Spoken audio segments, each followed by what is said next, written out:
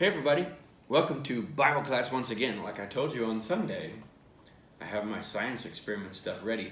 So we're going to get to that in just a minute. Now if you remember, on Sunday we were talking in the Bible about 1 Corinthians chapter 13. And we're going to read some of that in just a second, just to kind of review what we talked about. So what did we talk about? The idea of love, right? And how if we look at the world around us for an example of what love is, we're probably going to get a pretty bad idea, because sometimes the world is confused about love. We talked about the different things that we say. I love, my dog. I love this spoon. I love tacos. Those different things, it gives us a bad idea of what love really is. And so we want to talk about that. So let's review. I'm going to read, this is 1 Corinthians 13. We're going to read 1 through 8 here. If I speak in the tongues of men or of angels, but do not have love, I am only a resounding gong or a clanging cymbal. If I have the gift of prophecy and can fathom all mysteries and all knowledge, and if I have faith that can move mountains, but do not have love, I am nothing. If I give all I possess to the poor and give over my body to hardship that I may boast, but do not have love, I gain nothing. Love is patient. Love is kind. Love does not envy. It does not boast. It is not proud. It does not dishonor others. It is not self-seeking. It is not easily angered. It keeps no record of wrongs. Love does not delight in evil, but rejoices with the truth.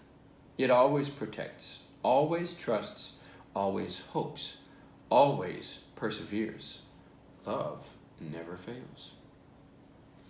Now, as you think about that, love is not easily angered.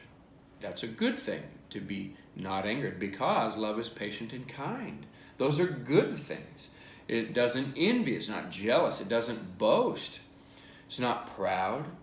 It doesn't dishonor others. It's not selfish. All those things, those are good characteristics that you would want to have in your heart. Now, the interesting thing about those things is just like there are good characteristics that you could have in your heart, there are bad characteristics that you could have in your heart. And the thing that they have in common is whatever your heart is full of, that is what's going to come out of you. And so whenever we think about all the things that love is, we want those things in our heart, so that those are the things that come out of us. And so that is going to lead us to our science experiment. Let me get that set up, and then we'll show you how that works. So I have my science experiment here. Think of this, if you will, as your heart. It's a container. It's going to hold things.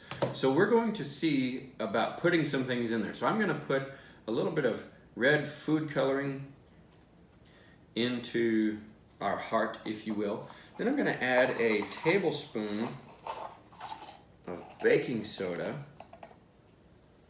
into the heart. Then I've got half a cup of vinegar here, and we're going to add that in and see what happens. Watch this. Ooh. It overflows. Now here's the thing. We added these things into the heart, if you will. What came out? Nothing but what we didn't already put in, right? We added the vinegar, and there's this chemical reaction that makes it spill up and blow over. And as we did that, what was in it is what came out of it. And so whenever we think about 1 Corinthians 13 and this idea of love, if we're putting jealousy and anger and rage in our heart, that's what's going to come out of us. But if we're putting love and patience and kindness and humility, all these things that Paul says define love, that's also what's going to come out of it, right? Jesus speaks of the idea that what is in a man's heart is what comes out of him, and that can make him unclean or not. So the same thing that we just see here, what's in it is what came out of it. So be careful what you're putting into your heart. Now, let me clean this up, and then I have a couple of more things that I want to talk to you about, maybe some things that you can do for other people.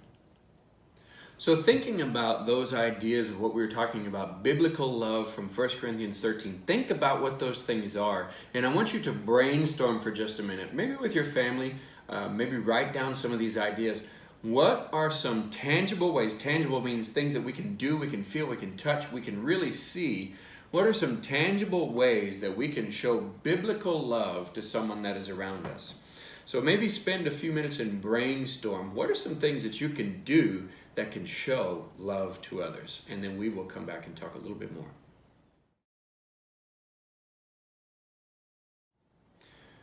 A few ideas that I kind of came up with is we can be patient maybe with a younger or an older sibling.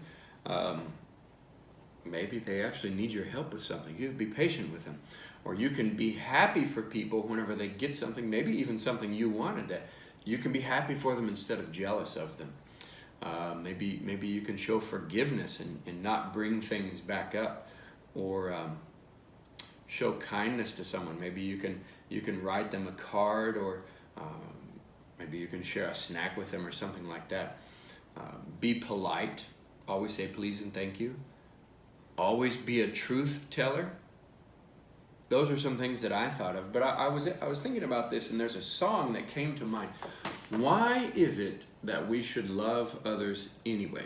I mean, the Bible says so, but if you look at 1 John chapter 4, verse 19, it says that we love because he first loved us. And there's a song that I think of that we can sing together. This comes from the Songs of Faith and Praise.